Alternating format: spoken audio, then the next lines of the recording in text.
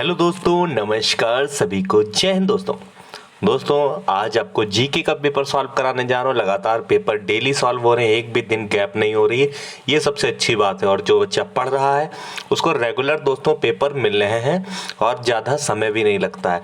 तो दोस्तों जो नए चैनल पर आज नया जुड़ा हो वो चैनल को सबसे पहले सब्सक्राइब कर ले।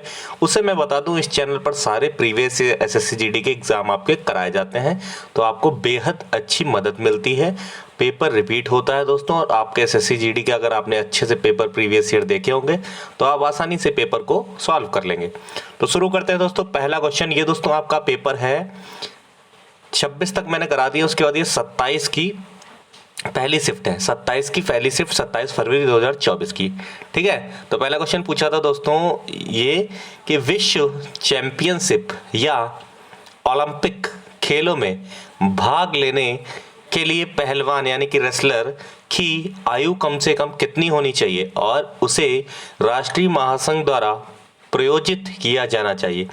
तो दोस्तों जो ओलंपिक खेलों में भाग लेने के लिए जो पहलवान है उनकी उम्र 17 से नीचे ना हो, यानी कि 17 कम से कम तो होनी ही चाहिए। उससे नीचे रेसलर जो होते हैं वो अमान्य घोषित किए जाते हैं ओलंपिक समिति के द्वारा।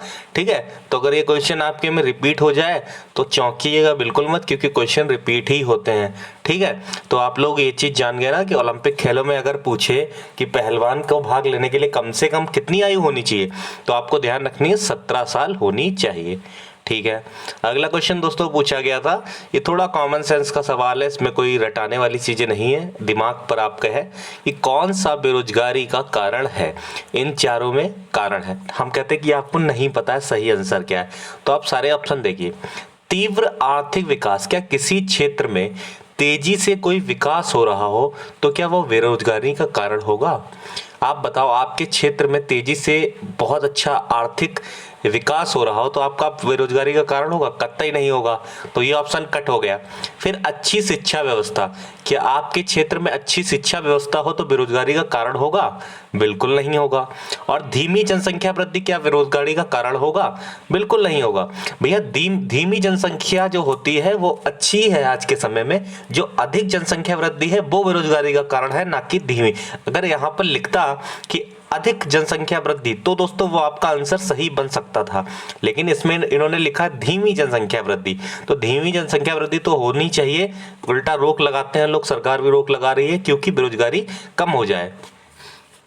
तो इसमें 3 ऑप्शन तो नहीं हुए, तो चौथे एक बार पढ़ लेते हैं और चौथा ही आपका सही भी हो जाएगा। तो चौथा ऑप्शन क्या है? किसी विशेष क्षेत्र में बड़े पैमाने पर प्रवासन। तो जैसे किसी बड़ा पैमाना मतलब बहुत लोग किसी क्षेत्र में कहीं से जा रहे हैं, बहुत ज़्यादा प्रवास हो रहा, गांव खाली हो रहा, तो यानी कि वहाँ बेरोजगारी है, वो बेरोजगारी का कारण है, क्योंकि वहाँ काम धाम है नहीं तो वहाँ के लोग जो है प्रवास कर रहे हैं, तो यही दोस्तों बेरोजगारी का कारण है। ये वाला बिल्कुल आंसर कॉमन सेंस से हो सकता था। मैंने समय लिया समझाने के लिए आपको कि आपको अगर ऐसा क्वेश्चन आ जाए, ऑप्शन हल्के पतले बदले हों तो आप लोग गलत ना करो। ठीक है, आगे फिर दोस्तों नाबार्ड की बात की गई, नाबार्ड से संबंधित क्वेश्चन आया। ये क्वेश्चन सबसे ज्यादा नाबार्ड का पूछता है, स्थापना वर्ष पूछता है। तो इसकी स्थापना वर्ष दोस्तों याद रखना 12 जुलाई 1982 की, ये डेट जरूर ध्यान रखना। ये क्वेश्चन आपका घूम फिर के आपको मिलेगा ही मिलेगा। और हेडक्वार्टर की बात करें, अगर हेडक्वार्टर पूछ ले तो आप लोग इसका ध्यान रखना कि मुंबई में है दोस्तों। कहाँ है? मुंबई में है। ठीक है, मुंबई का आप ध्यान रखोगे। नाबार्ड इन्होंने पूछा है कि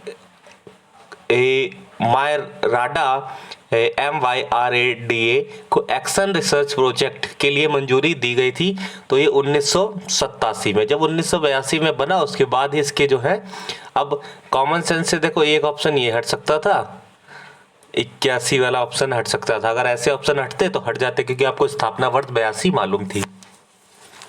ठीक है, आगे बढ़ते हैं।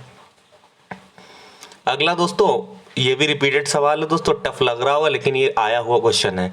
इसको अच्छी से कॉपी पतली बना लो, अगर उसमें जीके के नोट्स के तरीके से अभी समय है बना लो, तो आपको कुछ अलग से मैराथन और दुनिया की चीजें रिवीजन के लिए बस चाहिए होगी, रटने के लिए नहीं चाहिए होगी।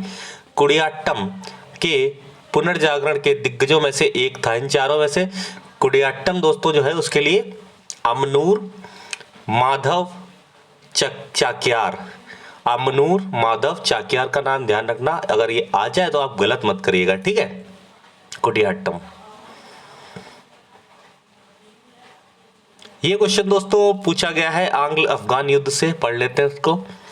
भारत के तत्कालीन वायसराय 1876 से 1880 में शासित लॉर्ड लिटन द्वारा प्रस्तावित इस अधिनियम का उद्देश्य स्थानीय प्रेस को ब्रिटिश नीतियों की आलोचना व्यस्त करने में रोकना था, विशेष रूप से उस विरोध को जो आंग्ल अफगान युद्ध 1878 से 80 तक की शुरुआत के साथ बढ़ रहा था। ठीक है, ये आपको ध्यान रखना है। आगे बढ़ते हैं, 5 क्वेश्चन हो गए। आगे क्वेश्चन इजी है दोस्तों, ये मत सोचिएगा वो एग्जामिनर ऐसा क्वेश्चन सेट करते हैं कि शुरुआत में आपको टफ ही लगते हैं। अब ये दोस्तों 2022 का पूछ लिया था, ये मैं सारे ऐसे क्वेश्चन करा दूंगा। अंडर 17 महिला विश्व कप 2022 की मेजबानी किस देश ने की? तो ये फीफा अंडर 17 महिला विश्व कप की मेजबानी हमारे देश भारत ने की। ठीक, अभी करंट के मैं सारे करा दूंगा, आप चिंता ना करो। सीधे पूछ रहा है कि करंट का नहीं है ये सवाल, ये 19 जो अनुच्छेद 19 का हिस्सा नहीं है। तो भारतीय संविधान ने किस अनुच्छेद को हटा दिया था दोस्तों? तो संपत्ति का अधिकार दोस्तों हटा दिया गया था, अब ये विधिक अधिकार है। अच्छा, संपत्ति का अधिकार हटाया क्यों गया? क्योंकि दोस्तों अगर भारत में विकास करना है, जैसे रेलवे है, ठीक है, तो रेलवे को अगर कोई चीज जगह चाहिए, कहीं पर कोई विकास होना, तो आदमी क्या पहले क्या था? संपत्ति का अधिकार था, मौलिक अधिकार। तो आपको क्या है, आप हटा नहीं सकते थे। ठीक है, आप प्रॉपर्टी नहीं बनना है तो वो कहेगा हम नहीं देंगे आपको सरकार को जगह, तो सरकार अब क्या करेगी? लेकिन अब जो विधिक अधिकार हो गया तो सरकार जो है आपको मुआवजा तो देगी, लेकिन वो जगह आपसे सरकार ले सकती है, मुआवजा देके सरकार ले सकती है। ठीक है, यही चीज है इसमें। उसके बाद बात की गई ओरोनोडोई, ये 2.0 करके एक ऐप थी। इस एप्लीकेशन को असम ने लॉन्च किया था। असम वाले शायद जानते हो, मेरे चैनल पर जुड़े हैं सभी असम के लोग भी बहुत जुड़े हैं, सब राज्यों से, ऑल इंडिया से यहाँ चैनल पर जुड़े हैं लोग। चैनल को जरूर सब्सक्राइब कर लीजिए दोस्तों। कुछ क्वेश्चन टफ आते हैं, लेकिन आज के पेपर में आप 10 अगर टच कर ले रहे हो, 10 क्वेश्चन टच कर ले रहे हो तो बहुत अच्छा स्कोर है, क्योंकि नॉर्मलाइजेशन भी मिलेगा दोस्तों, पेपर टफ आएगा अगर आपका। ठीक है, फिर आगे व्हाइट गुड्स दोस्तों, ये बहुत बार पूछा गया, जीएसटी से संबंधित है। व्हाइट गुड्स का उदाहरण दोस्तों क्या है? एयर कंडीशनर और एलईडी लाइट। एयर कंडीशनर और एलईडी लाइट्स। 126 अनुच्छेद भी मैं सारे करा दूंगा, रिपीटेड वही रिपीट हो रहे हैं। भारत के कार्यकारी मुख्य न्यायाधीश की नियुक्ति दोस्तों, मुख्य न्यायाधीश की नियुक्ति 126 में है। ठीक है, कौन सा पुष्प उत्सव है निम्नलिखित में से हिमाचल का कौन सा है? तो हिमाचल वाले भी जुड़े हैं, कौन सा हो जाएगा? फुलाइच उत्सव, फुलाइच उत्सव। ठीक है, ये भी नोट कर लेंगे। फिर दोस्तों एक आदिवासी नेता को दोस्तों मरणोपरांत 2023 में पद्मश्री मिला था, पद्मश्री वगैरह भी सारे करा दूंगा। ये नरेंद्र चंद्र देव वर्मा, नरेंद्र चंद्र देव वर्मा। आधुनिक भरतनाट्यम की जननी दोस्तों रुक्मणी देवी जी हैं, रुक्मणी देवी जी हैं। ठीक है, आगे बढ़ते हैं। अगला क्वेश्चन दोस्तों सरल क्वेश्चन, एसआई का मात्रक दोस्तों आपने पढ़ा होगा, केल्विन हो जाएगा, केल्विन हो जाएगा। एसआई मात्रक है, तापमान का एसआई मात्रक क्या हो जाएगा? तापमान का एसआई मात्रक केल्विन। ठीक है, 2011 की जनगणना के अनुसार जो वयस्क होते हैं 15+ वर्ष की साक्षरता दर क्या थी? तो दोस्तों ये भी आप नोट कर लीजिए, 69.3, 69.3। ये डाटा आप लोग ध्यान रखेंगे, रिपीटेड सवाल है, फिर रिपीट हो सकता है। ये दोस्तों एक आपको ग्रीस का बहुत फेमस क्वेश्चन था, ग्रीस के राष्ट्रपति द्वारा grand cross of the order of honour दोस्तों, ये पुरस्कार दोस्तों किसे दिया गया था? ये मोदी जी को दिया था, मोदी जी को 2023 का। ये सारे क्वेश्चन करा दूंगा दोस्तों, करंट की उसकी चिंता ना करो। अगर 4-5 करंट के कर लोगे तो आराम से मान के चलो 7-8 तो ये कर लोगे, 12-13 क्वेश्चन आराम से जीके में मैं बनवा दूंगा आपको प्रीवियस ईयर और करंट के माध्यम से, उसकी चिंता ना करो, मुझ पे छोड़ दो। हिंदी और जीके मुझ पे बिल्कुल छोड़ दो, रीजनिंग आप जानते हो ईजी आती है, एक आधा क्वेश्चन, बाकी मैं कराते रहूंगा मैथ्स को भी। ठीक है, अशोक के अधिकांश दोस्तों शिलालेख दोस्तों प्राकृत में थे, मैंने 10 बार बताया, प्राकृत में थे और ब्राह्मी लिपि में लिखे गए थे। ठीक है, प्राकृत में थे और ब्राह्मी लिपि में लिखे गए थे। ये दोस्तों दीपिका पल्लिकल कार्तिक, इनका संबंध दोस्तों है स्कॉच से। दोस्तों उस टाइम के फेमस थे एकदम 23 के, तो क्वेश्चन पूछ लिया, मैं 24 के करा दूंगा, आपके फंस जाएंगे उसी में से, उसमें चिंता करने की कोई आपकी जरूरत नहीं है। ये दोस्तों हरित क्रांति के दौरान शुरू किए गए गहन कृषि जिला का कार्यक्रम डिस्ट्रिक्ट प्रोडक्ट IADP का प्रारंभिक उद्देश्य क्या था?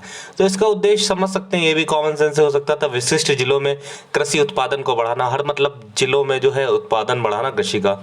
ठीक है, तो 20वां दोस्तों देखो ये पूछ लिया जाकिर हुसैन का, मैंने कितनी बार बताया बजाते थे, जाकिर हुसैन क्या बजाते थे? तबला। तो दोस्तों ये थे 20 के 20 क्वेश्चन। दोस्तों अगर आपको रेगुलर क्लास चाहिए, 10 क्वेश्चन भी आप कर लेंगे जीके में, तो आप कट ऑफ से बहुत ऊपर निकल जाएंगे, क्योंकि इसमें थोड़े तो जीके कठिन आती है, SSC की ऐसी जीके होती है दोस्तों। तो उसमें आप टेंशन लेने की आवश्यकता नहीं, आप ही नहीं सबके इतने ही होते हैं, तो कोई चिंता की बात नहीं है। चैनल को जरूर जुड़ जाइए, सब्सक्राइब कर लीजिए। मिलते हैं अगले पेपर के साथ। धन्यवाद। जय हिंद, जय भारत।